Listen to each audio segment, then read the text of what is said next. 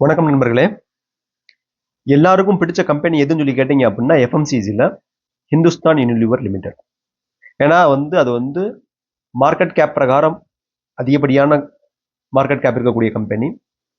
எல்லா ப்ராடக்ட்டுமே அவங்ககிட்ட இருக்குது. பர்சனல் கேர், எஃப்எம்சிஜி, எல்லாருடைய வீட்லையும் டே டு டே ஆக்டிவிட்டியில் அவங்களுடைய ப்ராடக்ட் இருக்கும்.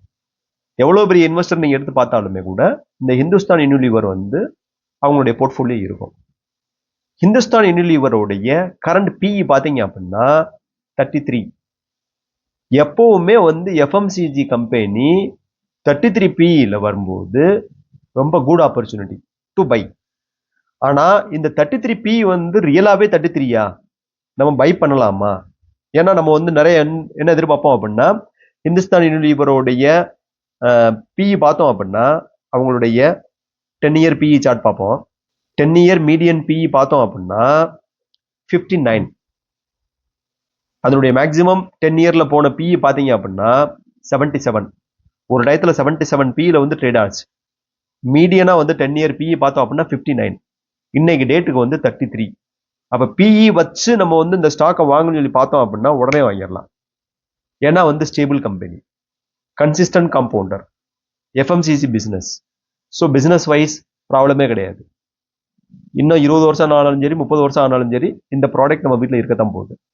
அப்போ இந்த கம்பெனி வாங்குறதுக்கு நிறைய பேர் வெயிட் பண்ணிக்கிட்டு இருக்காங்க. ப்ரைஸ் கம்மியாச்சு, ப்ரைஸ் டு இயர்னிங் கம்மியாச்சுன்னா வாங்கலாம் அப்படின்ற மாதிரி வெயிட் பண்ணிக்கிட்டு இருக்காங்க.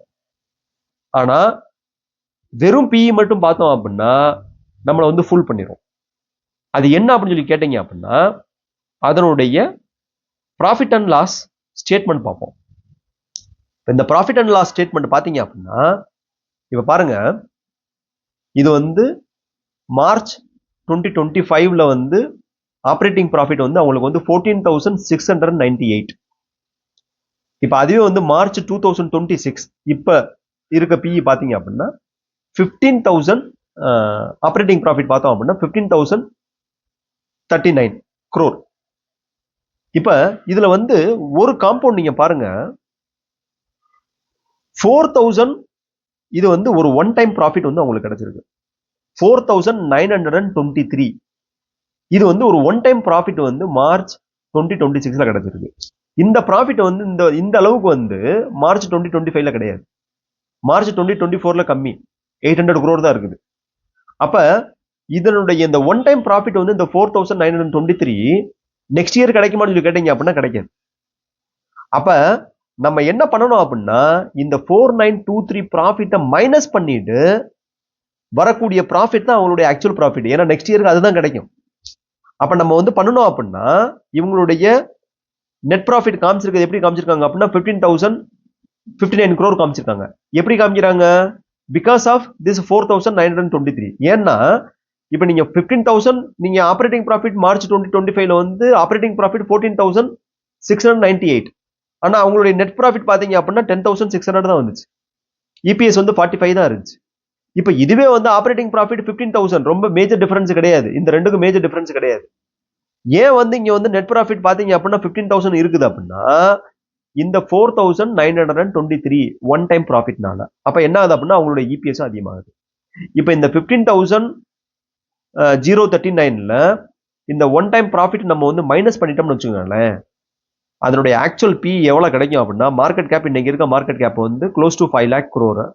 இப்போ அதை நம்ம 10,000 ப்ராஃபிட் நம்ம கன்சிடர் பண்ணி நம்ம ரீகால்குலேட் பண்ணோம் அப்படின்னா அதனுடைய பி பார்த்தீங்க அப்படின்னா 49.6. ஸோ வெறும் பி மட்டும் ஸ்கிரீனர்லையோ இல்லை மணி கண்ட்ரோல்லையோ பார்த்து வாங்கினீங்க அப்படின்னா நீங்க லாஸ்ல இருப்பீங்க. ஏன்னா ஆக்சுவல் பிஇ 33 கிடையாது. Actual PE next quarter onwards உங்களுக்கு வரக்கூடிய பிஇ நீங்க கன்சிடர் பண்ணீங்க அப்படின்னா அவங்களுடைய எர்னிங் பிரகாரம் பார்த்தோம் அப்படின்னா க்ளோஸ் டு 50. ஸோ 33 கிடையாது. ஸோ 33 பிஇ பார்த்துட்டு நம்ம உடனே போய் ஜம்ப் பண்ணி வாங்கணும் அப்படின்னா நம்மளை ஃபுல் பண்ணி விட்டுரும். ஸோ எந்த ப்ரைஸ்ல வாங்கணும்னு சொல்லி பாக்குறீங்க அப்படின்னா ஒரு தடவை ப்ராஃபிட் அண்ட் லாஸ் ஸ்டேட்மெண்ட் பார்த்துட்டு நீங்க வாங்க. ஹிந்துஸ்தான் யூனிலிவர் நல்ல கம்பெனி. இப்ப இருக்க price to earning 33 correct earning கிடையாது, பிஇ கிடையாது. அதனுடைய ஆக்சுவல் பிஇ 50. 50ல நீங்க ஸ்டாக் வாங்கணும்னு நினைக்கிறீங்க அப்படின்னா அது உங்களுடைய இஷ்டம். 33 நினைச்சிட்டு நீங்க வாங்காதீங்க. அது 33 கிடையாது. தேங்க்யூ ஃபார் வாட்சிங்.